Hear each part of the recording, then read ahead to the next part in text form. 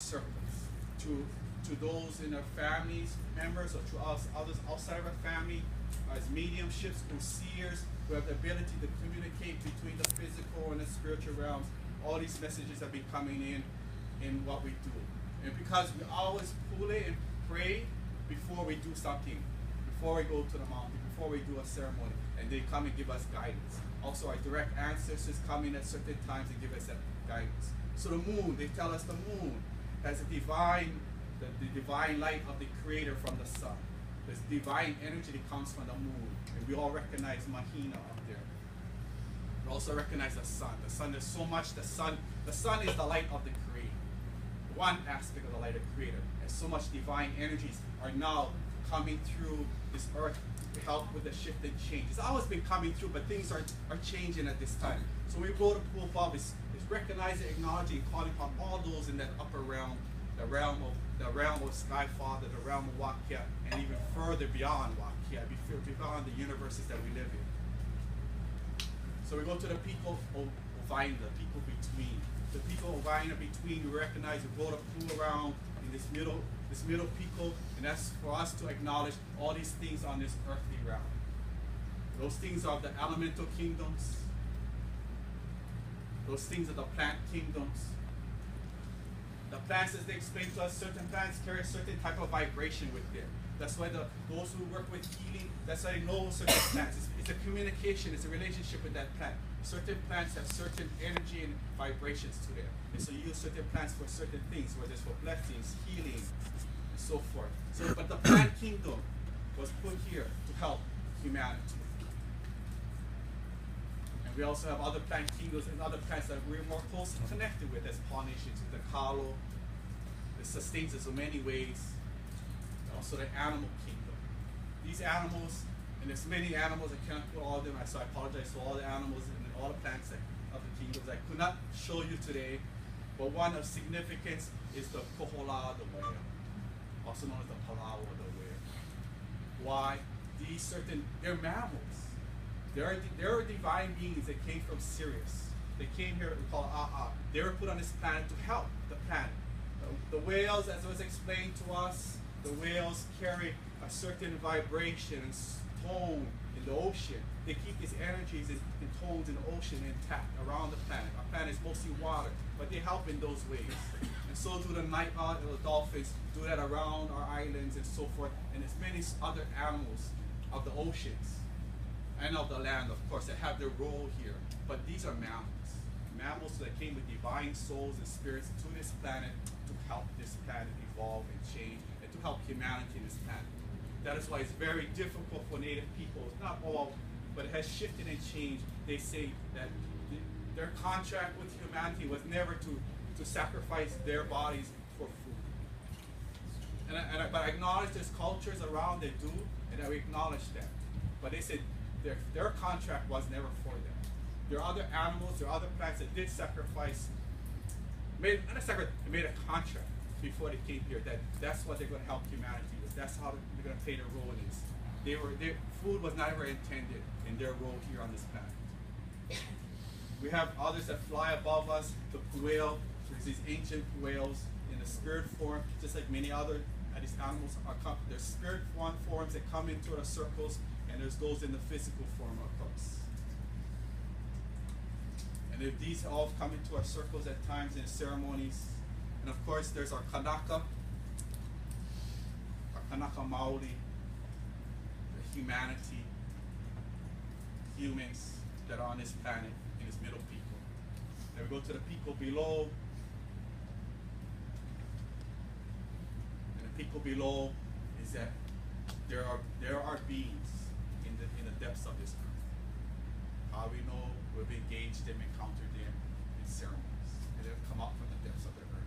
So besides Pele is another consciousness that flows with the lava and the magma under earth.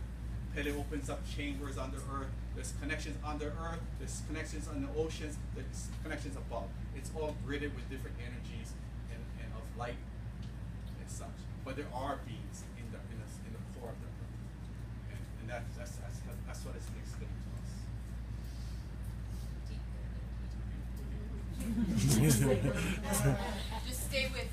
Hari Tumi. That's me. That's me. Hari Tumi. So I'm gonna play a short video clip that kind of talks about what we're in.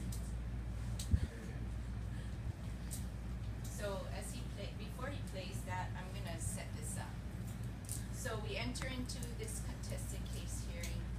We have 6 petitioners total. We're the last one to enter in the case. Every petitioner has their own reason for their stance to protect this mauna.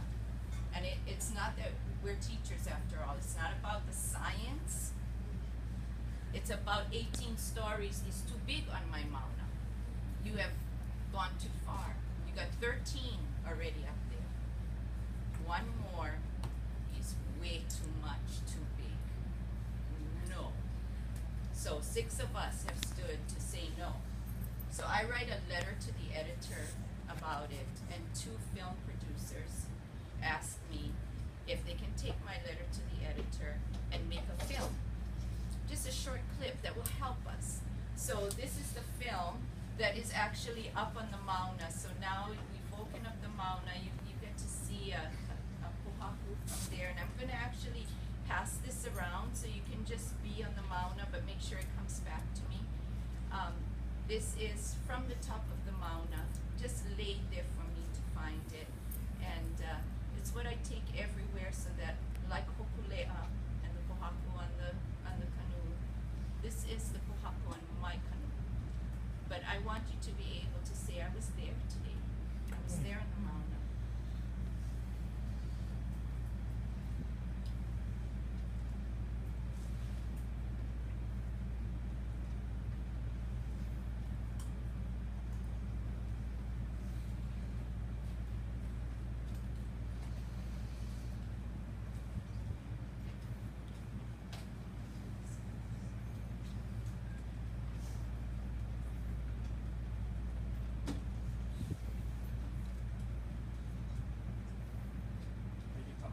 Okay.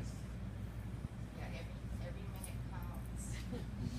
So if it doesn't, it works first. If not, we'll give you the link. It's on YouTube.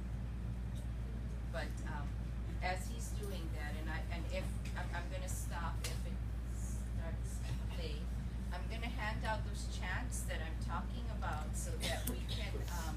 I'll just get some here so that before we leave, we can have some chants that we all can do together. They're not just for the mauna, they're for the worldwide voyage. And that canoe is going to go to Aotearoa, it's going to go to so many places that if even one of you knows it and welcomes the canoe with Malana Mai Ka'u, I think they would fall overboard, you know? It was just, they said, we got them already. Okay, just see how much we have. If you came with somebody, if you don't mind sharing. Okay, so I'm going to pause right now. I'm pausing because we have it. Let me get this.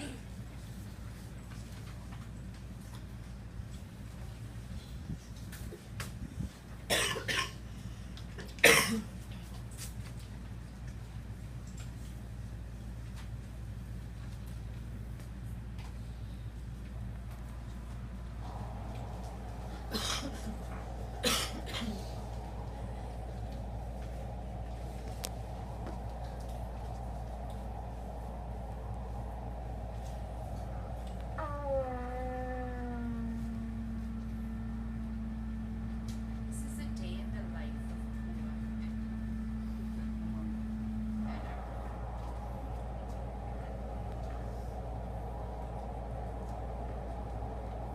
Pua. Aloha mai kākou.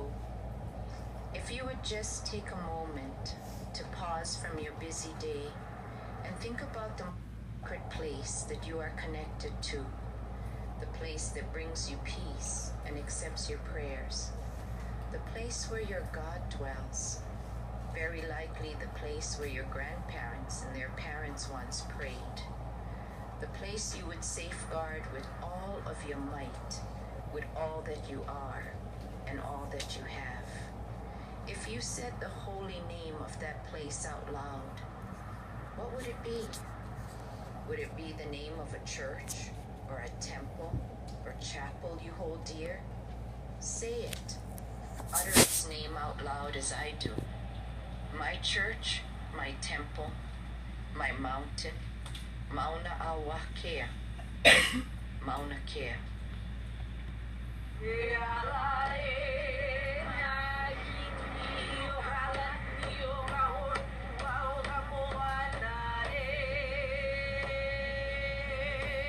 Yes, it is I, an educator, a practitioner, a chanter, a dancer, a teacher, a mother, a petitioner.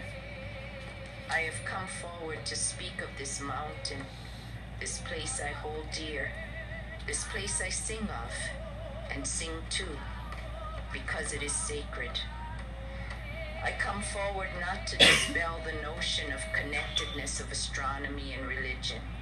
As a Hawaiian raised in these islands, raised by my elders, I know intimately of the relationship our kupuna had between the sky and all that they did and all that they knew. I still sing those songs and say those prayers as I place my hands upon the earth or hold them to the heavens. I, as well as you, know that they have placed their faith in us, that we will carry forth their mission to walk as softly as they did upon this ground, walk with careful steps on this land, and trust that we will not obstruct, construct, destroy, or desecrate that which they held as most sacred. Our ancestors never destroyed to advance, never constructed in a manner that would irreparably harm their island home or its inhabitants, and would never do so with or without proper management. They were a people who protected the balance, the alignment, the interdependence, and the energy in all things, and knew on the deepest of levels how connected all was and is still. Not just to here, but to everywhere and everything. In us, that memory still lives.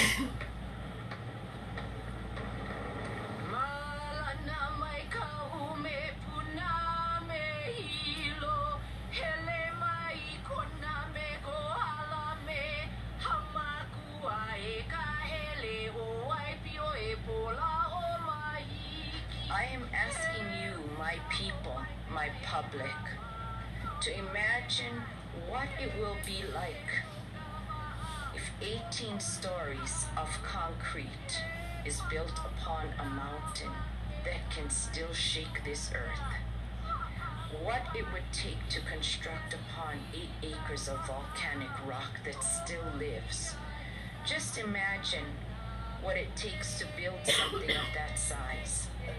What will be going up on that mountain, and what will be left there when all is done. This is a time when we must be sure, we must be clear, and we must be brave. Be brave even if you stand alone, were the words from my 11-year-old as she was guided to prompt me into action.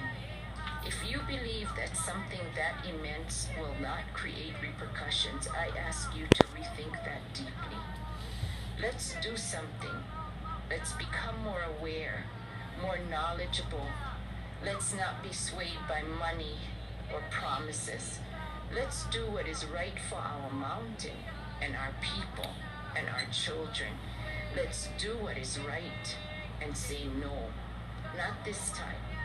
We have made too many concessions, too many compromises. This time, we speak for the mountain, and the mountain says no.